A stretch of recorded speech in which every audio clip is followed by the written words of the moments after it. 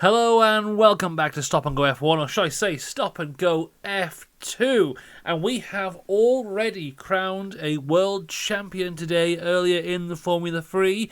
We are not quite there yet with the Formula 2, but we've taken one step closer. We'll get into all that and more in just a little bit, but before we do, remember to like and subscribe, and of course, a huge shout out to the members: Dakota, the Joyous James, Ron Myers, Simon Strudel, Michael Johnson, Misty Origin 986, Philip DeGanzik, No Edom on Sandwiches, and Sarah Jowett. If you want to become a member, click the link in the description down below, either on Patreon or on YouTube. But let's get into this. Before we do, though, there's some admin to go through from last week's race in Spa. So I came back here after that race and I was all like, yes, Alex done, wonderful, wonderful race, championship leader, he's really doing well, what a fantastic time. And the FIA saw that and went, right, let's ruin this fella's day. So, Dunn did win that race. Afterwards, had a starting procedure infringement, which gave him a penalty which saw him go down from 1st to 7th. So, Arvid Limblad was then promoted to the win, but then he was disqualified for not respecting minimum tyre pressure, so Roman Stanek took the win, and then Leo Fornaroli was then the championship leader. Admin done. On to the Hungarian sprint race. Pepe Marti on pole position, Alex Dunn alongside him. But the best lead of the lot was from Arvid Limblad in third. He jumped up to P2 into turn 1. Pepe Marti, though, manages to keep the lead.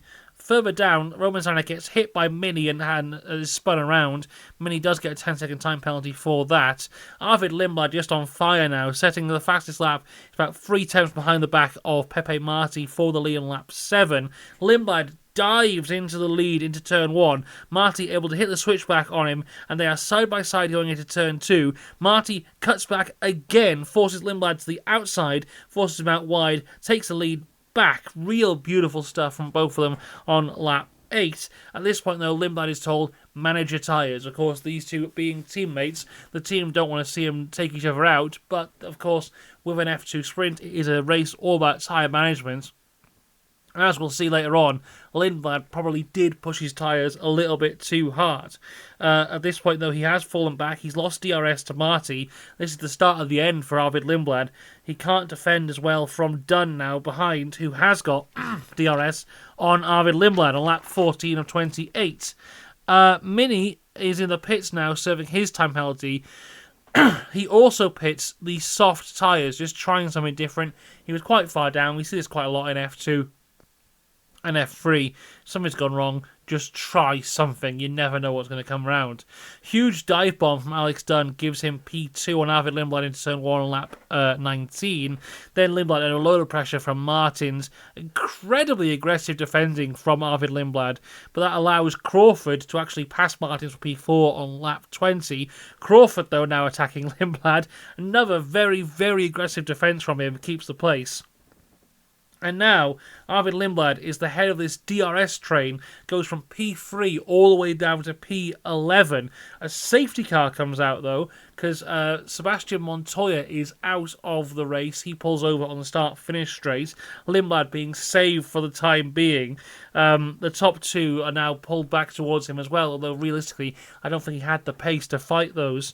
Due to Montoya stopping on the finish line, the pit lane is now closed, which is giving the added benefits of Mini, of course, on those new soft tyres. Although realistically, on a track like Hungary where overtaking's hard, I don't think he could really do much. Safety car ends on lap 26 or 28. Still some great defending from Arvid Limblad, who is under attack from Crawford. Crawford finally does get past Limblad, but goes deep and allows Limblad to come back to him into turn 2, but Crawford is able to keep that place. Then we cut to the front of the pack. There's some great wheel-to-wheel racing between Marti and Alex Dunn on like the last few corners. You know, Alex Dunn, that kind of driver who, if he sees a gap, he's going to go for it. And, sometimes it works out, sometimes it doesn't. It doesn't fully work out here for him. He does finish P2, although he was pushed off the track a little bit by Marty on the final corner. As we cross the line, Marty wins the sprint with Dunn just 0.2 of a second behind him. Crawford in third, Lindblad in fourth, Browning in fifth, Martins in sixth, Fornaroli 7th, for sure 8th, Ollie Gerfer in 9th, and Dino Boganovic in 10th. But of course, it would not be an F2 race unless there were some penalties after the race.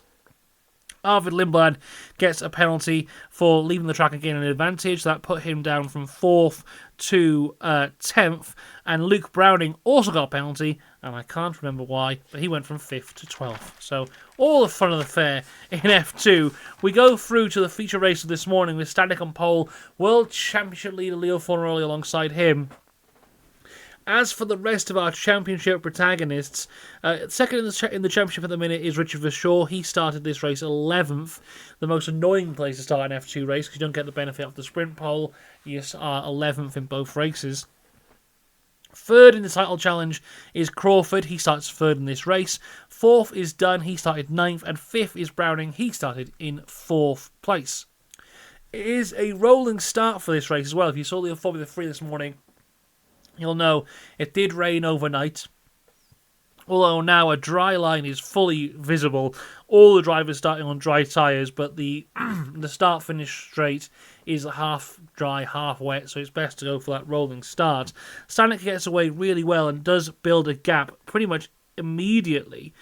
Victor Martins at this point was the lead driver on the medium tyres, but he has gone off and loses multiple positions, which now puts Lindblad in position as the highest placed medium tyre driver. And Lindblad and Dunn are dueling for P7. A fantastic little battle between the two of them there. And also there's a great battle between Browning and Crawford as they swap positions multiple times for P3, Crawford being able to keep it for the time being. Meanwhile, though, a lot of excitement here because Cordial's engines exploded. This brings out the virtual safety car on lap 6. As the virtual safety car ends, though, Lindblad does get 2 places in 2 corners, passing Gerfer into turn 1 and Dirksen into turn 2, going from P7 to P5 on lap 8. Tremendous pace from Arvid Lindblad at this point. Victor Martins is going very slow and then fully stops between turn 12 and turn 13. This brings out another virtual safety car. And we even see, behind the virtual safety car, Martins goes full Alonso. He's sitting on a little camping chair. He's got a cooler box with some drinks in. He's not looking happy, but he's having a great time. Meanwhile, Ollie Gerfer has caught Lindblad completely napping on the restart of the virtual safety car, but then locks up into turn 13, loses 2 places down to P8. On lap 12, we get a duel between Dirksen and Dunn for P6. Great stuff there. And that's when the pit stop starts. So on the lap 15, Browning, Dirksen, Gerfer, Mini, Villagomez pits. On lap 16, Stanek, Crawford, Megatunif, and Montoya, they all pit. Stanek pitting from the lead there. Then on lap 17, Fornaroli and Dunn pit. Fornaroli taking the lead through that overcut, staying out 1 extra lap, and not only taking the lead, but taking the lead by 5 seconds. An incredible in-lap from Leo Fornaroli to take such a lead, although we do possibly see why that lead was so big, because he was noted and then given a penalty for exceeding the pit limit, speeding in the pit lane. Why can't I get my words out today? Yeah, 5-second penalty for speeding in the pit lane. On the replay, we see him just lock up as he's hitting the brakes to come into the pits. We've seen this happen so many times. I don't think that's what gave him 5 seconds worth of pace, that's for sure. It was still an incredible in-lap, but now he has to deal with this 5-second penalty, which he will have to just wait until the end of the race to have that add on to his race time. Verschoor is the first to pit on the alternative strategy, though. Lap 23 seemed pretty early to me to pit on that point. Arvid Lindblad at this point is leading the pack, not pitting yet, but he pushes incredibly hard on his in-lap and pits on lap 24. It is a slow stop for him, and he comes out right behind Browning. It's P10 on the road, net P5 for the race lead. Marty pits on lap 25, another slow stop for the Campos team, and he comes out ahead of Lindblad. Lindblad, but not for long. What we saw in this race is those who ran the alternative strategy, when they came onto those soft compound tyres, it took a few laps to warm them up. We saw it happen with Lindblad. Marty was a big one here, so he came out in front of Lindblad. By the end of that one lap, he was down to 13th place, losing places all over the point. Lindblad, though, now on lap 28, his tyres are in those perfect windows. He's made his way up the grid, and he's up now to P8. Crawford has an almighty dive bomb on Roman Stanek, but then locks up into turn 1. The two of them duel through turn 2. Stanek comes out ahead in P2 at that point. This also allows Fornaroli to run away a little bit. Fornaroli had fantastic pace, but these two fighting here really opened up that gap. Then we get, to end the race, a wonderful little battle between Bogdanovic and Lindblad for P7, which Lindblad manages to keep. And as we cross the line, Leo Fornaroli wins the race on track, and even with a 5-second penalty, still wins the race. And unbelievably, this is his first feature race win. He's won sprint races before. This is his first feature race, extending the lead at the top of the championship going into the summer break. Roman Stanek, his teammate, is in P2. It's a 1-2 for the Invicta team. Crawford in 3rd, Browning in 4th, Verschoor 5th, Lindblad 6th, Bogdanovic 7th. In 8th is Gerfer, 9th is Dunn, and Marty in P10. A wonderful race all around. Of course, in a few hours, all of them will be disqualified, and none of this will be relevant anymore. But as of right now, Leo Fornaroli can go into summer break with a big old smile on his face. We may see back-to-back rookie Formula 3 champions turning into rookie Formula 2 champions. We saw it last year with Gabriel Bortoleto winning the F2 championship in his rookie year after winning the F3 championship in his rookie year. Last year, Fornaroli won the F3 championship in his rookie year, now leading the F2 championship. It's looking good. My goodness, that would be an insane thing to happen, but you know what? Insane things happen sometimes. There you go. That is Formula 2 for this weekend. Leo Fornaroli is our star of Formula 2. If you haven't seen the Formula 3 video, that's available for you right now. We'll be back later on for all things Formula 1. Until then, I'll see you later. Goodbye.